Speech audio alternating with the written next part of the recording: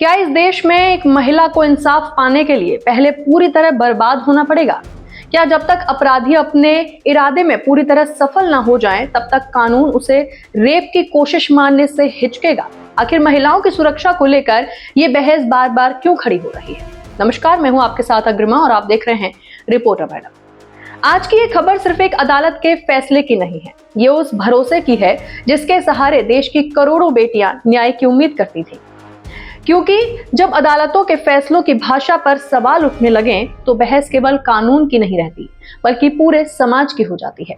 एक तरफ देश महिलाओं की सुरक्षा, सम्मान और अधिकारों की बात करता है, नई नई योजनाएं बनती हैं, बेटियों को आगे बढ़ाने के नारे दिए जाते हैं, लेकिन वहीं दूसरी तरफ जब ऐसे मामलों में कानूनी व्याख्याओं को लेकर विवाद खड़ा होता है तो लोगों के मन में ये सवाल उठना स्वाभाविक है कि क्या हमारी न्याय व्यवस्था महिलाओं की पीड़ा को उसी गंभीरता से देख रही है जैसी उम्मीद की जाती है।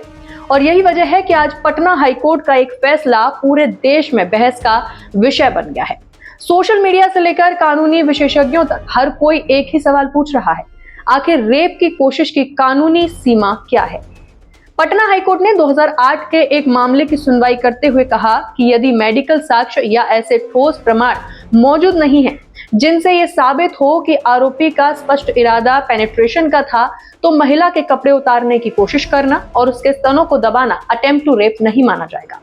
अदालत ने इसे भारतीय दंड संहिता की धारा 394 के तहत महिला की गरिमा और लज्जा भंग करने का अपराध माना। लेकिन यहीं से सबसे बड़ा सवाल खड़ा होता है, क्या किसी महिला की चीखों का भी कोई कानूनी पैमाना होता है? क्या उसके डर को भी मेडिकल रिपोर्ट से मापा जा सकता है? क्या उसकी टूटी हुई हिम्मत, उसका आत्मसम्मान और उसकी मानसिक पीड़ा किसी धारा के शब्दों में पूरी तरह समा सकती है? जरा सोचिए, अगर कोई व्यक्ति किसी महिला के कपड़े उतारने की कोशिश करे, उसके शरीर के साथ जबरदस्ती करे, उसे दबोच ले और वो किसी तरह अपनी जान बचाकर वहां से निकल जाए, तो क्या सिर्फ इसलिए कि अपराध अपने आखिरी चरण तक नहीं पहुंच पाया उसे रेप की कोशिश नहीं कहा जाएगा?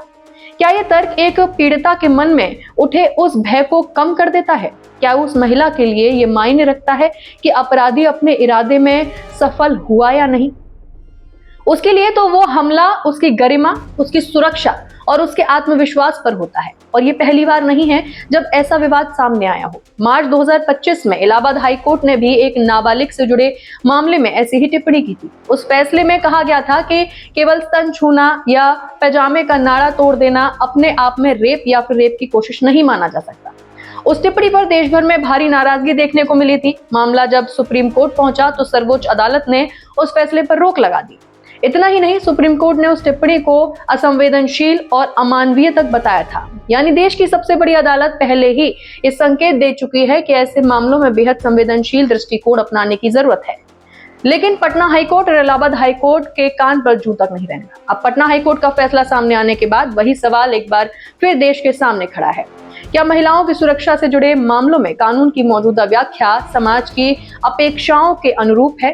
क्या अपराधी की मंशा को साबित करने की कानूनी कसौटियां इतनी कठिन हैं कि कई गंभीर घटनाएं अलग श्रेणी में चली जाती हैं?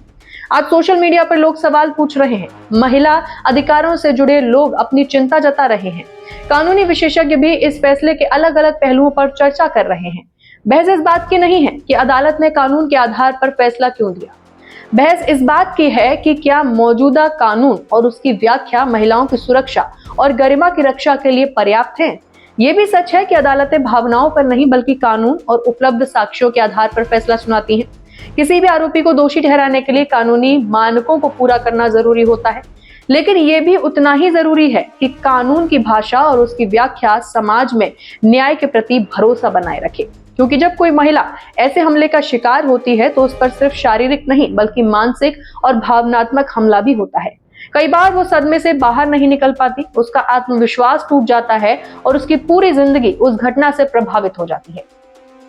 यही कारण है कि आज सबसे बड़ा सवाल कानून से नहीं बल्कि कानून की व्याख्या से जुड़ा है। क्या अब समय नहीं आ गया है कि अटेम्प्ट टू रेप की कानूनी परिभाषा और उससे जुड़े प्रावधानों पर व्यापक चर्चा हो? क्या कानून को इस तरह और स्पष्ट बनाया जाना चाहिए कि पीड़िता की गरिमा और सुरक्षा को लेकर किसी तरह का भ्रम न रहे? ये बहस किसी एक अदालत, एक फैसले या एक राज्य की नहीं है। ये बहस देश की हर बेटी के विश्वास की है। ये बहस उस भरोसे की है कि जब उसके साथ अन्याय होगा तो न्याय व्यवस्था उसकी पीड़ा को पूरी गंभीरता से सुनेगी और समझेगी। अब इस पूरे मामले पर आपकी क्या राय है? क्या आपको लगता है कि मौजूदा कानून पर्याप्त है या समय के साथ इसमें बदलाव की जरूरत है? अपनी राय हमें कमेंट में जरूर बताइए और इसी के साथ बने रहिए रिपोर्टर मैडम के साथ।